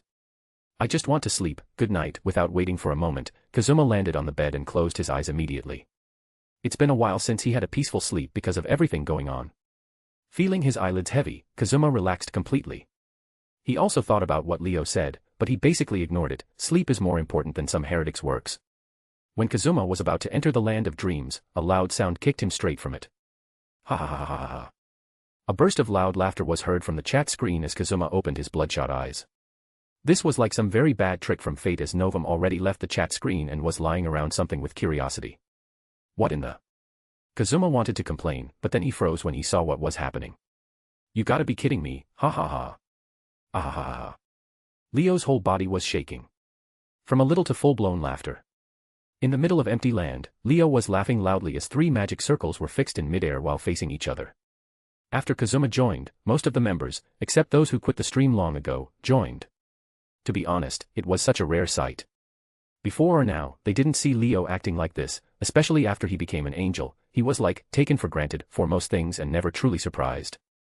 To see him laughing genuinely, like seeing the most ridiculous thing in the world, made them curious, but also, uneasy. This is bad, something bad is going to happen. Hopeless prayers echoing in the empty sky, where will you go? What will you reach? Cry for it to be a dream, yet left unanswered and carried a belief to the end.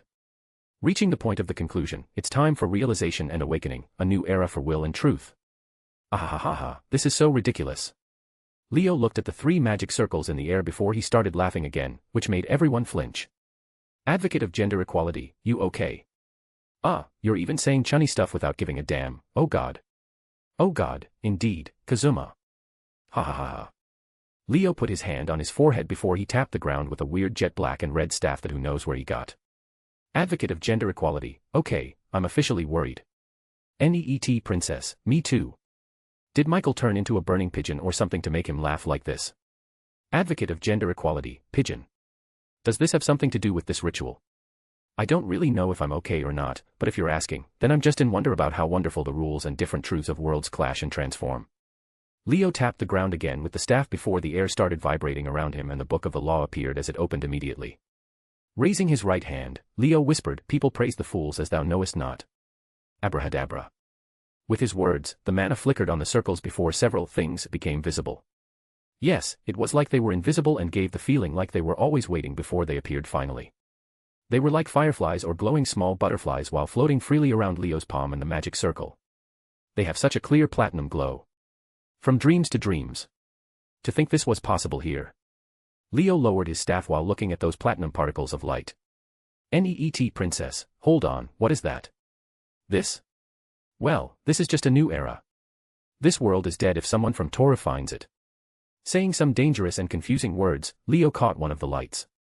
Neet princess, era. This guy might have gone insane. Again, this was the shared thought of most of the members. Yet no one of them realized how ridiculous this phenomenon is. Even if it was just a tiny part, this act is something that requires the whole planet to be dyed red in blood to make it work in Toru. Chapter 149, Konosuba Side Part 34. Magic. Such a small, but a vague word. In the history of the world, or some worlds, in this case, magic was always something that stood out and raised a lot of arguments. Magic is a term often used to refer to supernatural phenomena that cannot be explained or analyzed via any sort of scientific means and reasoning. Even with this explanation, magic is still such an arguable topic. Is magic another form of study and observation for different laws of the universe, unlike scientific ones? It could also be a complex system of arts, disciplines, and traditions that are firmly grounded in laws and knowledge that are wholly unknown and beyond the grasp of human sciences. Or maybe just a complicated tool to get the job done. The answer is, everything is correct. Magic is such a volatile concept that everyone's interpretation of it can be true. But if we were to generalize a bit, magic can be universally thought of as a backdoor. People, who were put into hopelessness, will desperately seek the light of hope. Those whose wishes are not fulfilled, whose prayers to God went unanswered, such figures searched for an alternative, a backdoor. This is magic. In the same fashion, there was a man who hated God a lot. This man traveled the world and studied magic. Relying on this backdoor to achieve his goals, one day, in the Egyptian desert, using his wife as a medium, he made contact with an entity. After some twists and turns, the entity dictated to the man for an hour using his wife's body. Utilizing those secrets and mysteries, the man compiled the result and titled it, The Book of the Law. This grimoire that spelled the dawn of a new era would become the central tenet of a new religion, Thelema. And so, Aleister Crowley believed himself to be the prophet of the new era. Kinda ironic, closing the Book of the Law or at least the part of Aleister's philosophy, Leo shook his head. For what the head shakes? It could be for a lot of things. Maybe for how things came to be, it could be for Aleister's ideals and thoughts, or even for the fact that someone is using magic to destroy magic. So, when did Leo decide to read this part of the grimoire? It happened because he's trying to get inspiration for a new idea. World traveling is nearly impossible. No, it might be completely impossible. This is a fact that Leo reached after testing and studying the nature of the stream screen several times. Despite seeing the destination, he can never feel it or touch it. He can't even see around the destination. What is the passage that links the screen to the other? It's like his vision is fixed in a straight line and he can't turn his eyes or head around to see. Sending parts of his power resulted in the same conclusion. They either lost contact and obliterated or they couldn't even touch the screen like it wasn't even there. Even if Leo wanted to limit the travel into virtual and unreal aspects with no physical relation, the challenge didn't get easier. Without the help of an outer-scale entity like worlds, wills and outer gods, a full world leap is an impossible feat for now and who knows for how long. For this, after leaving the call from Kazuma and using vision and sound isolation on the area around the chat screen, Leo focused on Thelema and Aleister's work in the Book of the Law. Aleister Crowley without a doubt is a genius. Although the true author and the holder of the Book of the Law is Iwas, 93, there's no denying Aleister's achievement in understanding, using, and translating the essence of Iwas knowledge into somehow humanism and material world type of information. Such achievement gave birth to Thelema, the Koine Greek for will, a system of philosophical law and magic. However, even if I ignore the possibility of using it in this world, such a system is still not enough. Leo tapped his forehead to clear his thoughts. Walking in the somehow empty streets of Kuo at such an hour, Leo looked at the sky. No matter how dumb this sounds, his goals are akin to a normal human trying to reach the sky with their hand. After all, using a world's wills as a reference and a base is pure insanity in a sense, but it's the best he could come up with for now.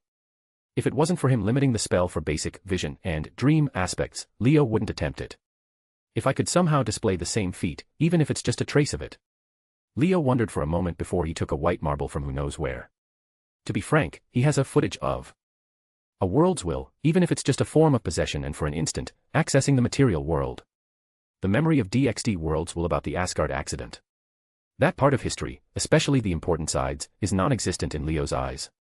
Sometimes, he even wonders if they got deleted from the river of time, which isn't impossible considering his nature.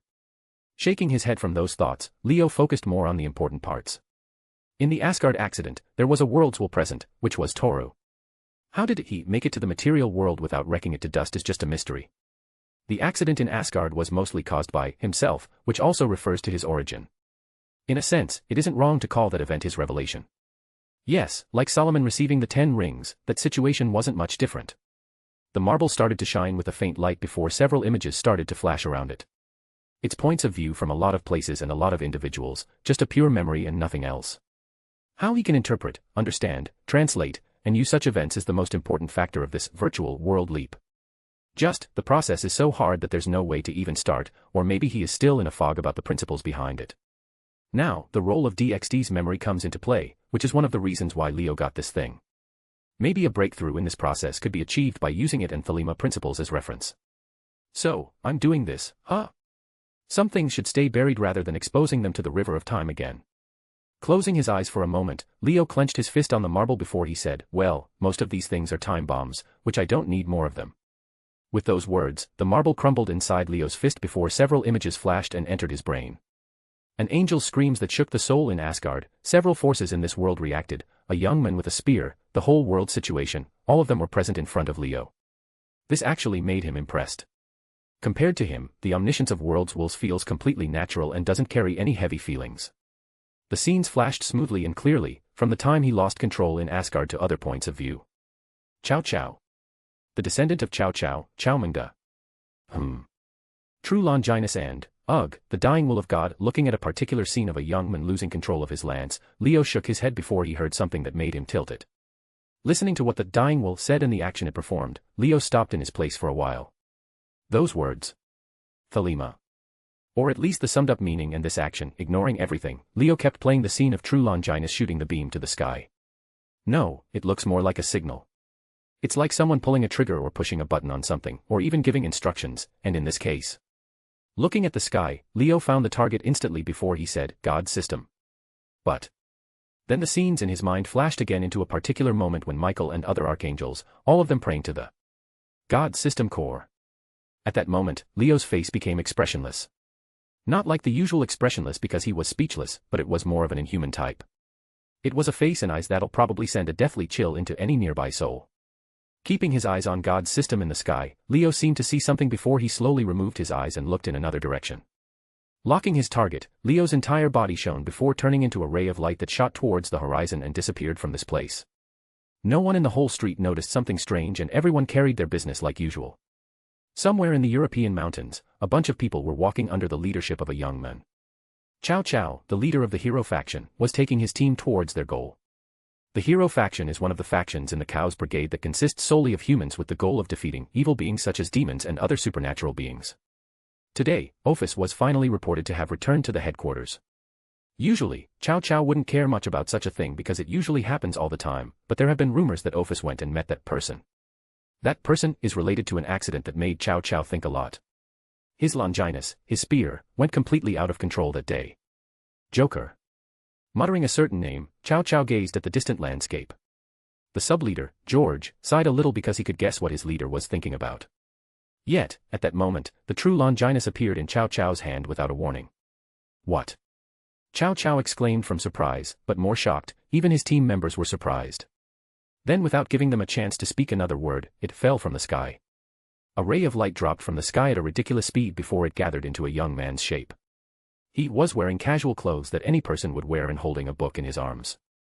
His shape and form was clearly like a normal human being, yet when the hero faction saw his face, they froze. It was a blank like their brains couldn't process information about it and left an empty space. They could see, but couldn't at the same time. It was such a weird experience. Yet, it sent chills, a terrible deathly coldness that made them freeze, especially those eyes. Chow Chow dealt with supernatural beings, even gods, but this was the first time that he saw something so inhuman. There was no better description than that. This feeling, this scene, it's all the same. Holding the true Longinus, Cao Cao felt the same thing repeating, except him losing control, but the reaction of the spear was the same. Slowly landing from the air, his foot touched the ground as the sound made them all flinch and recover. Cao Cao wanted to say something, but the moment he blinked, he saw that someone was right in front of him. Fast. Cao Cao wanted to raise the true Longinus to defend, but that was his last thought before the sharp pain assaulted his face. A speeding book that carried an explosive airflow came with a crushing force and slammed Cao Cao's face. Bomb. Cao Cao's entire body went airborne while rotating like a gyro in its place. It was such a precise strike that his body achieved perfect rotation in the air, even his mind seemed to be hit by a huge force before falling down unconscious. Leo looked at this without an expression as he caught the true Longinus before it fell. Only then the hero faction woke up from the shock of their leader turning into a gyro after a book slammed his face. You bastard! Shocked by this astonishing development, Heracles was enraged as he rushed forward while his body was covered with a golden aura.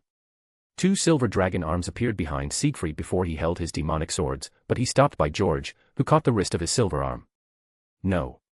You idiot, stop. Grabbing Siegfried, George tried to stop Heracles, but it was too late. He could only try and activate his Longinus dimensional lost for defense and prepare an escape while other members took their weapons and sacred gears out. Gazing at the exposed back of the enemy, Heracles planned to unleash all his power on this damn sneak attacker. But in fact, the moment he took that step forward, his heart fell to the bottom and his whole body was covered in a cold sweat. Run. Run. A warrior's instinct is always sharp, and now Heracles' instinct tells him to run from this place the fastest he can, but before he could stop, heavy oppression fell on this place. An invisible pressure manifested in the air around Leo as it gathered behind him. Something emerged, two black weird masses exploded from Leo's back. They were weird and didn't have any particular form. Just a formless mass of a highly compressed AIM field and telesma gathered instinctively on Leo's back like wings. Then they exploded and turned into several ribbons that shot towards the hero faction instantly. Heracles activated his sacred gear immediately to stop the ribbon, but it didn't work.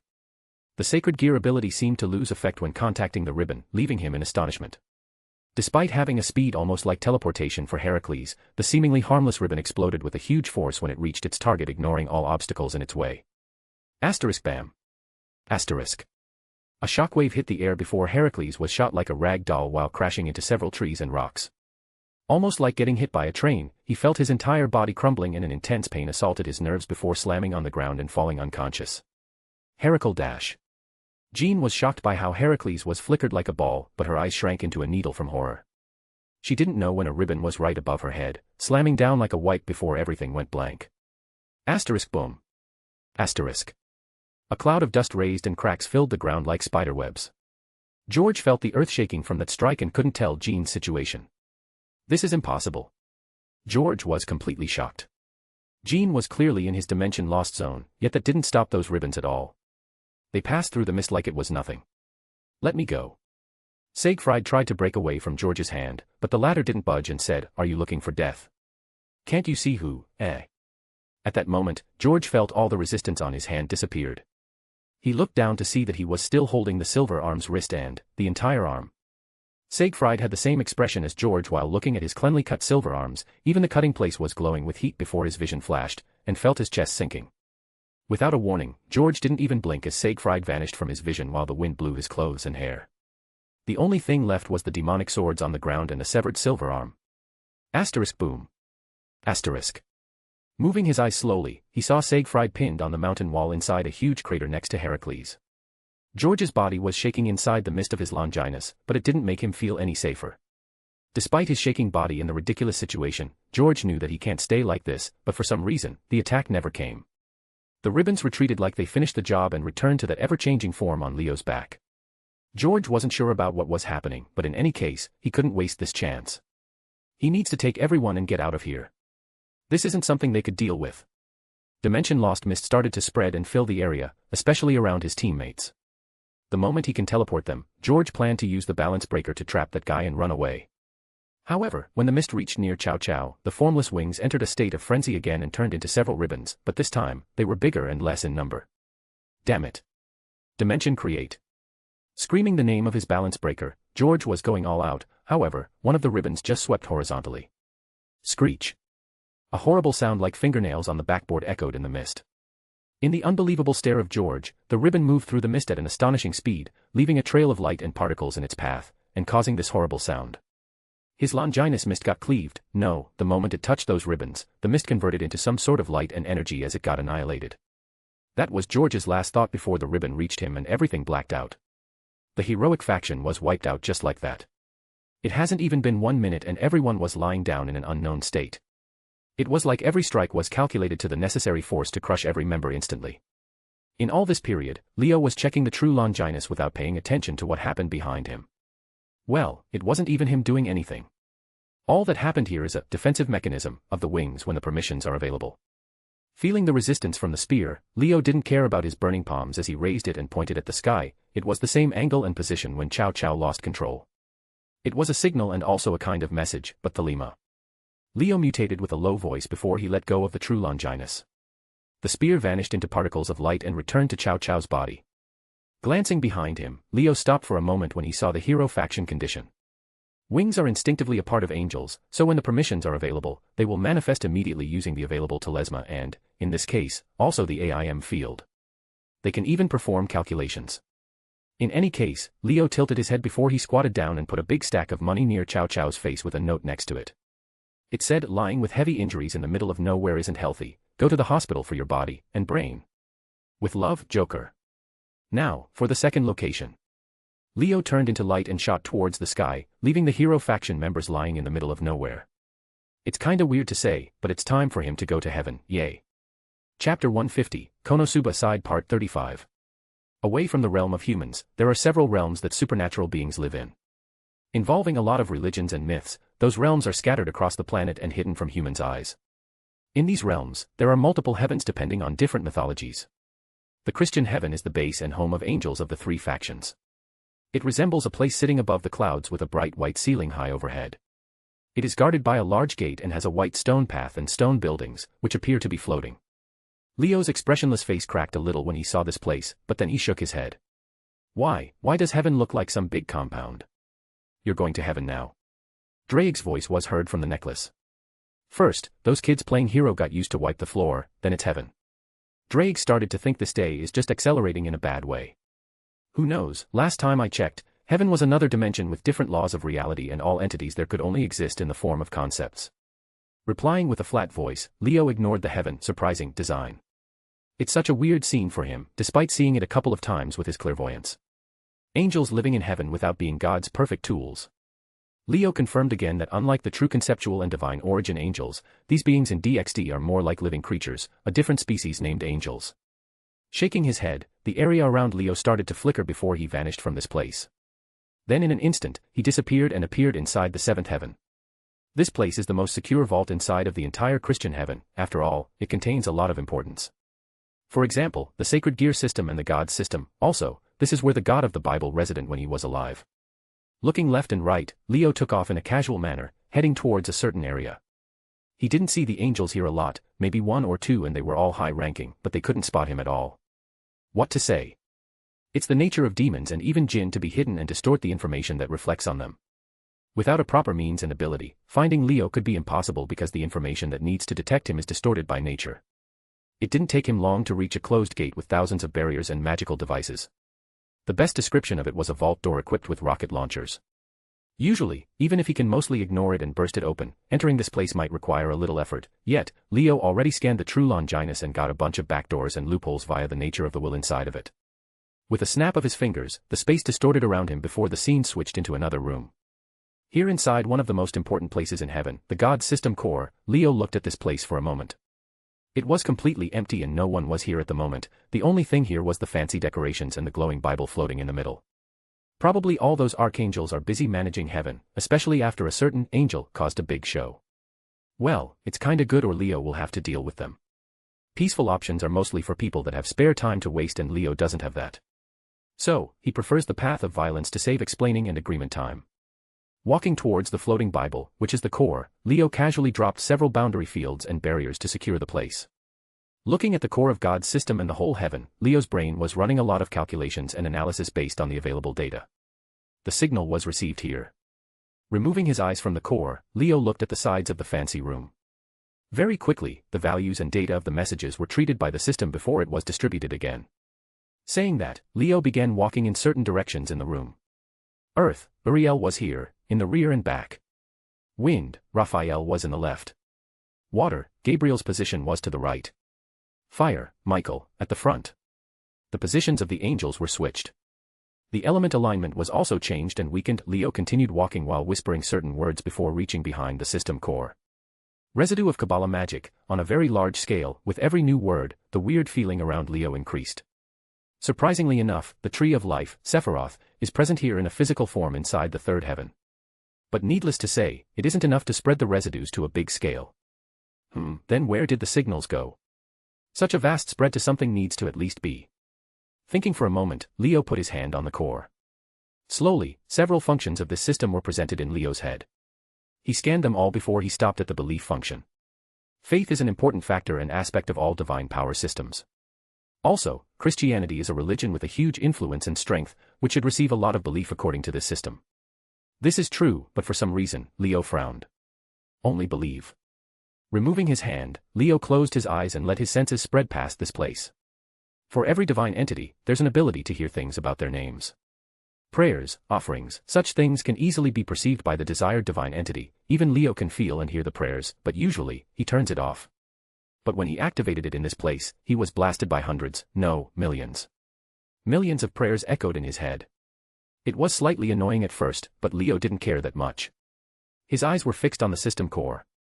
Thinking about it, this world power system is incapable of using the illusions and dreams of humanity. What a coincidence. Sighing, Leo took a few steps away from the system core. Magic is a backdoor, an alternative answer to those whose wishes are not fulfilled and for those whose prayers to God went unanswered.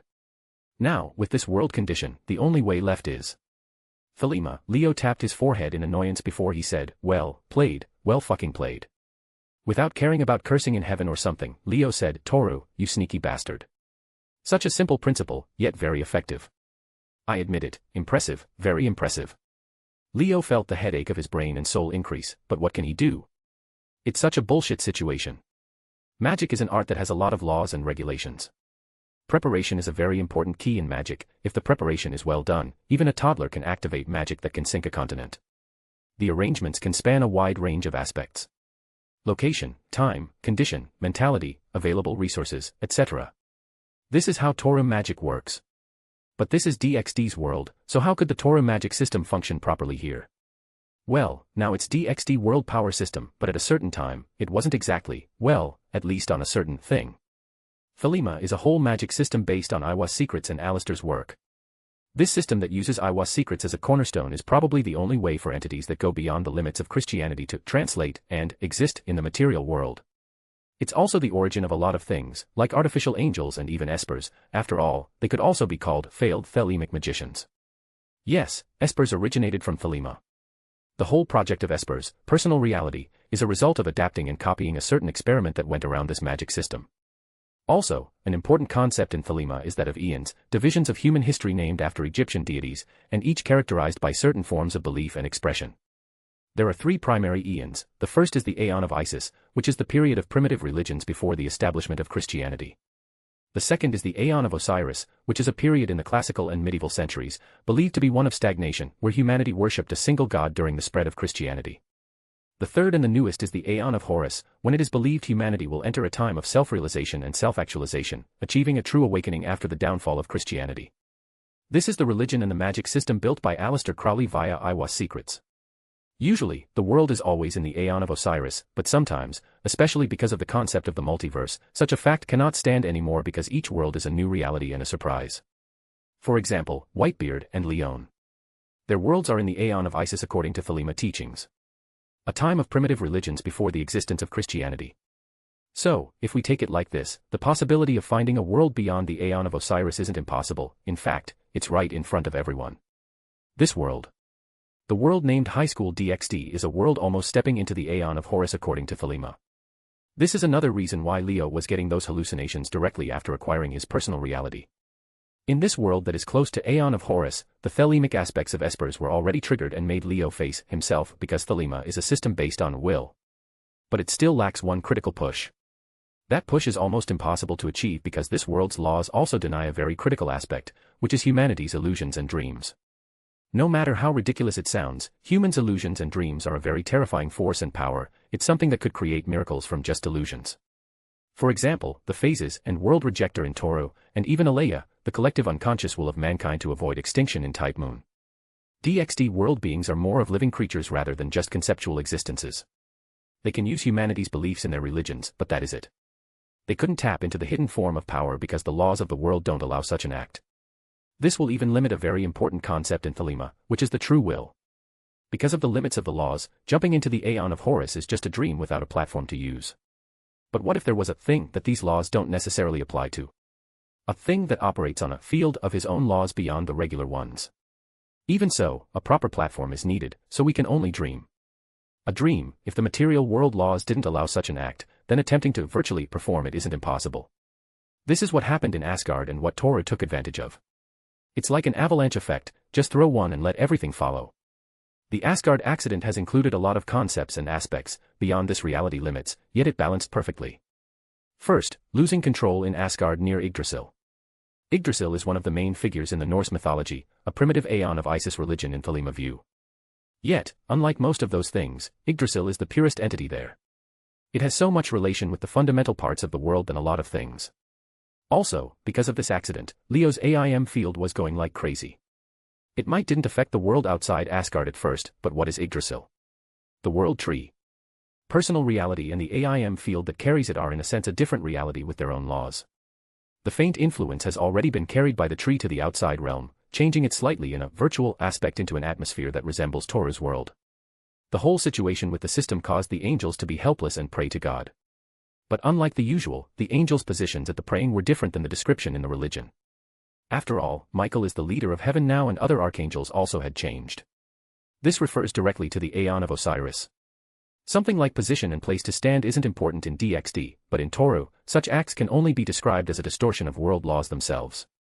This can cause elements to switch between archangels, and because of this big distortion, the whole four elements were thrown into a blender.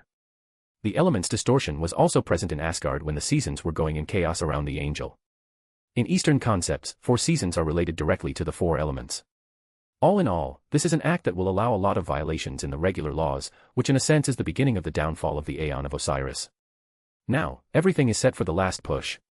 When people are in despair, they'll seek the light of hope desperately, such as magic, Leo whispered faintly as he looked at the core of the system, then to the book of law in his hands. Thoughts of humans can be easily influenced, not to mention some lost prayers and hopes. Only then Toru worlds will possess the true Longinus and sent the signal to the system. That signal actually had one message, which was the death of God in DXD, and was aimed at a very illusionary and dreamy thing, the prayers and hopes of humanity. The prayers that hanged on the system for so long, yet stayed unanswered because of various reasons, were directly influenced by the truth of the death of God. Such information easily infected them and pushed such virtual and ethereal concepts to despair. In such a condition, they'll seek the closest light, which was the traces of Leo's AIM field under the guidance of Toru's signal. Exactly, the Thelemic magic system. Billions and billions of prayers, without the limitations of the thought of God still there, took a step forward and went beyond the current Aeon. Not to mention how long they existed, this thing is like billions of people praying and chanting a spell for thousands of years. The power they contained, even if it didn't impact the material world in a sense, carried a strong force that can create miracles. Using such power, the tiny concepts and information of the Book of the Law inside Esper's project were activated completely. Grimoires and the knowledge they carry are immortals. They couldn't be destroyed by casual means at all. As long as the environment and conditions are suitable, the grimoire, even if it was atoms, would recover. Yet, this is just a tiny use for this power. Without the previous goal and idol, the prayers and chants went to the closest light, one single person, forced to receive all those thoughts from the Aeon of Horus. Of course, such a thing, even if virtual, would overwhelm the soul until it crumbles to pieces, but what if the container could absorb them all? What if the soul wasn't emptiness and unreal enough to make full use of them? The result will be an evolution that the world has never seen, a metamorphosis on a huge scale. From dreams and unreal, a formless pure angel was born, an angel that can't exist and face this material world without a shell. Lowering his head, Leo exhaled a deep sigh. His emotionless expression had disappeared and replaced with a rare one of confusion and uncertainty. That whole farce as Asgard was in fact a worldwide ceremony that spanned the 3 eons of Thelema. Norse being the Aeon of Isis, the god system, and archangels being the Aeon of Osiris, and in addition to the prayers, facing himself and pushing beyond all that was limiting him, Leo broke through the cage of a dream. This is the Aeon of Horus. Good grief, isn't this a lot in less than an hour? Laughing weakly, Leo didn't know if he's laughing at himself or the situation, probably both. To be honest, he felt it was very smart that he never asked Toro about his debt. Even now and indirectly, he's still learning from him. Just start the process and let the world roll and finish the job. Leo shook his head at this simple yet complex concept. I'm getting a weird impulse of laughing loudly right now, but I want to see if this actually works. Pushing his glasses and ignoring Drake, whose brain almost stopped functioning, Leo glanced at the system one last time.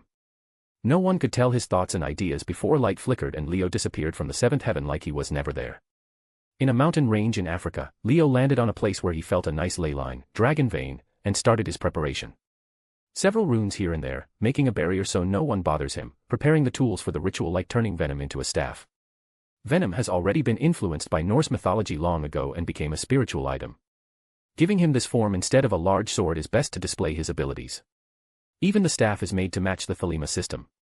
The body takes a form like it is made of wood, which is filled with runes. The upper part is like a tree branch without leaves. There are only 9 branches with red color at their tips. At the top, there was a disc with a symbol of a falcon under it. This symbolizes Yggdrasil and the 9 realms, which can mean Aeon of Isis to Aeon of Osiris because the realms are filled with people when Christianity is already established. The disc and falcon are Horus and Ra symbols, which have a relation with the last Aeon. Making use of his time, Leo took the Book of Law and opened the part of Alistair's work again. In his eyes, this book is split into 2 parts.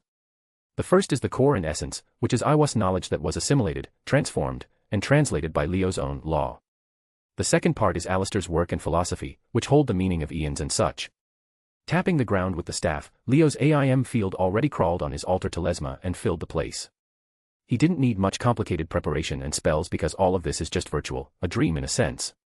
Tapping again, 3 magical circles appeared in the air before him. They were only meant for guidance before Leo said, Abrahadabra. Abrahadabra is a keyword in the Thelema system and has several mystical interpretations, but it's mostly used as a push by Leo now. After all, this world is already near Aeon of Horus according to the Torah power system. Then, nothing happened. No shocking scene nor a change in the magic circles, but the invisible fundamental change made Leo blink his eyes before he struggled to contain his laughter. What to say? The more you live, the more you discover new things. Even magic gods would pay all that they have in exchange for more unknown. I guess this is what makes life worth living. But to be honest, Leo was thinking if Alistair saw this, would he somehow die on the inside even more? Imagining such a scene made him burst into laughter instantly.